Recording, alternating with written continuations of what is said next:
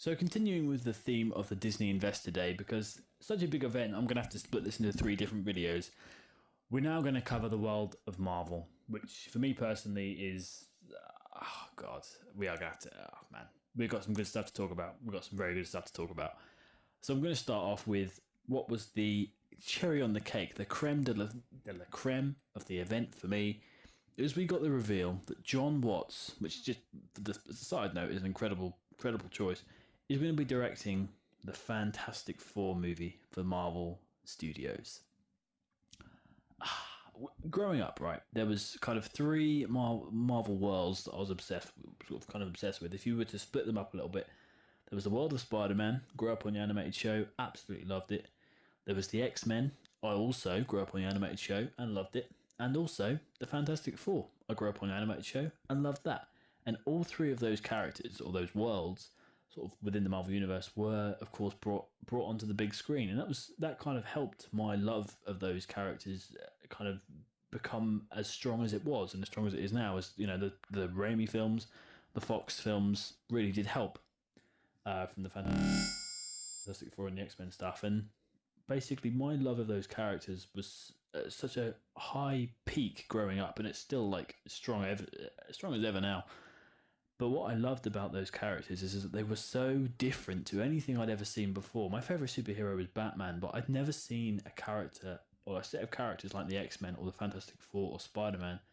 I was so excited by them. I loved them, and I cannot express how very, very excited I am just to see them in the Marvel Cinematic Universe. Like the Marvel Cinematic Universe, what Kevin Feige and everybody have done with the MCU is, I've said before, is groundbreaking, and you know, it's the excitement of those films is something that I've never experienced before, ever, really, with a franchise.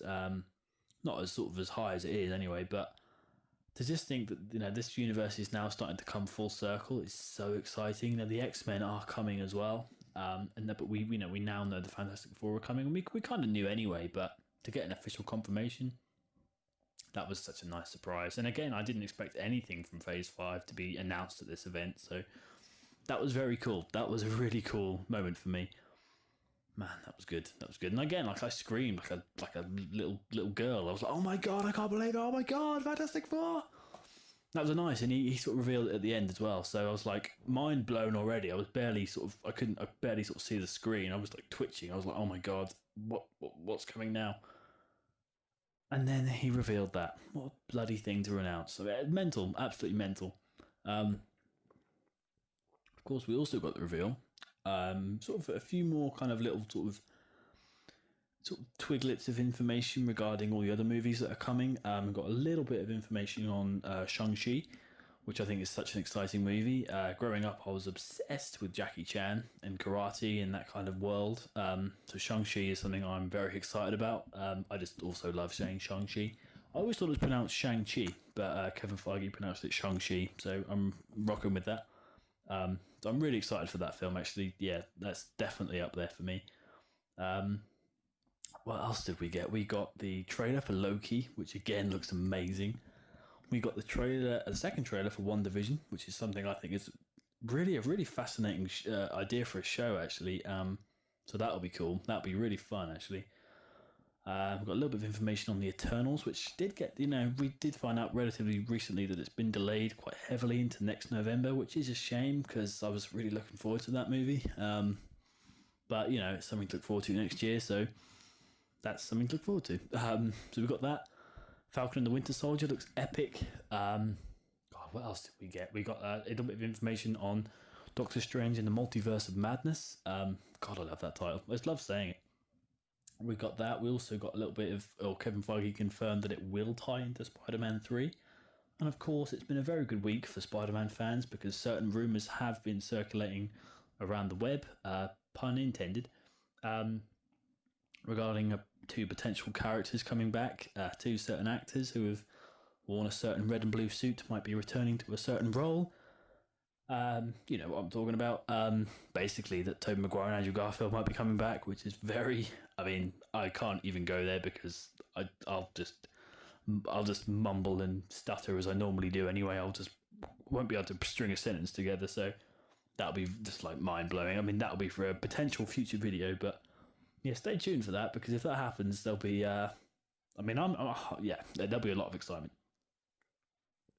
Of course, there was all that information that film will tie in, so it makes me think even more now that that probably will happen. They probably are coming, which is, I mean, what a bloody time to be alive.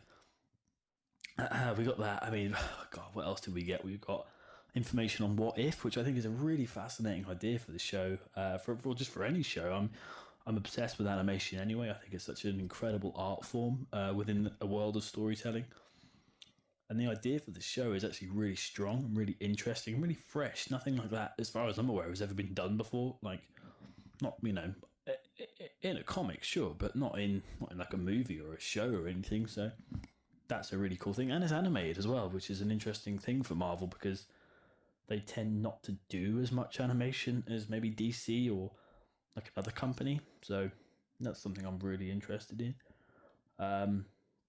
We got a little bit of information on Miss Marvel, which looks great. I'm really excited for that, actually, I have to say. So, I mean, I'm excited for all this, but specifically Miss Marvel is something I'm really sort of intrigued by. A little bit of information on Moon Knight, which again is something I'm really excited about. Didn't get the casting announcement, but there's kind of a lot of sort of rumours about who that may or may not be, so don't want to speculate on that too much, but it is something I'm very interested in, that show. So I don't know, I'll be honest, I don't know too much about the character, so I am interested in how that will kind of play out into this Marvel universe. So that's, that is something I'm very intrigued by.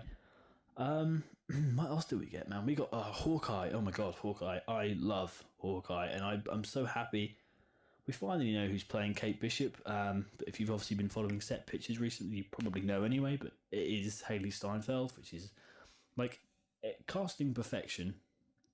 It tends to happen a lot in comic book movies, but unfortunately, we don't always hit the nail on the head. But with Haley, we absolutely have. I think that's an incredible casting. I think she's an amazing actress. Like, if you've seen Bumblebee, you know what I'm talking about. She's great in that. And I'm really, really excited to just see her in Marvel. So I think that's a really exciting show. And I love Jeremy Renner's Hawkeye anyway. I know he gets a lot of flack because he's kind of underused a little bit, but I think he'll really shine here. He's coming back as Ronin, I believe, for a few episodes. So, the show will kind of explore his time as Ronin, which is really intriguing. I know Florence Pugh is in it. Again, one of the best actresses working today. So that's something I'm really interested by as well. So there's a lot riding on Hawkeye, and there's a lot going for it. So I'm very excited about that. A little bit of information on She-Hulk, which will be great. We've got Abomination coming back. We've got Mark Ruffalo in it. That's going to be a bloody good show. God, we got so much cool stuff. Secret Invasion. Oh my god, Secret Invasion is going to be amazing. Very, very excited for that. It's going to bleed into Captain Marvel 2, I believe, which will be really interesting, sort of how that'll all play out. Yeah, I'm actually really, really interested by that, actually.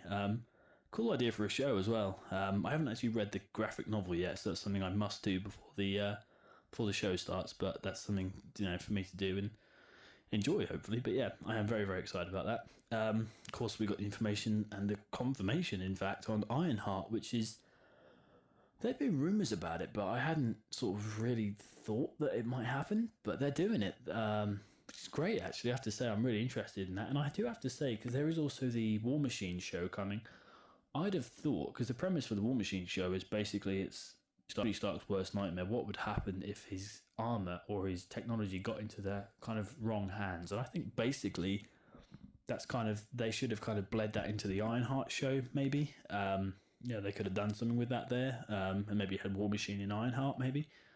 Maybe he could have sort of mentored her a little bit, but either way, two. I mean, it's an extra Marvel show, so I'm not complaining. That's actually really exciting. So, and they've cast her as well, so that's great. They've really they've really got going with that. So I'm really, really excited about that. The Guardians of the Galaxy Holiday Special, which is like, when they announced that, I was like, oh my god, this is genius. I'm very excited about that. Thor Love and Thunder, Christian Bale is playing Gore the God Butcher. God, that is going to be good. That is going to be very, very exciting. He's literally one of the best actors working today. Like, if you've seen Ford versus Ferrari, you know what I'm talking about. He's amazing. So that's going to be really exciting. And Blade, we've got information on Blade. Not much, actually, to be fair. We know that Mahershala Ali's playing Blade, but that's kind of all we know at the minute. But that's something to look forward to. And I love that Marvel are going down this darker kind of area horror route at the moment. They could introduce Doctor Strange maybe into that world a little bit, and Ghost Rider. God, I love Ghost Rider. I hope they do something with Ghost Rider in the MCU at some point. But I'd love to see that sort of in Blade maybe, and Mephisto and all these other characters sort of coming in, and God, that's going to be good. So I'm excited. I've got Ant-Man and the Wasp, Quantumania, which is such a great title, isn't it? And that's going to have Kang the Conqueror in it, which is like, if you've played Lego Marvel Superheroes 2, if you've ever read a comic with him, you know he's great, but like specifically that game was kind of my introduction into him, and I thought he was amazing in that. So I'm very, very excited about that. We did also get the confirmation that King T'Challa will not be replaced with another actor, which I think is a really sensible thing to do given the very unfortunate circumstances we had, of course, earlier this year.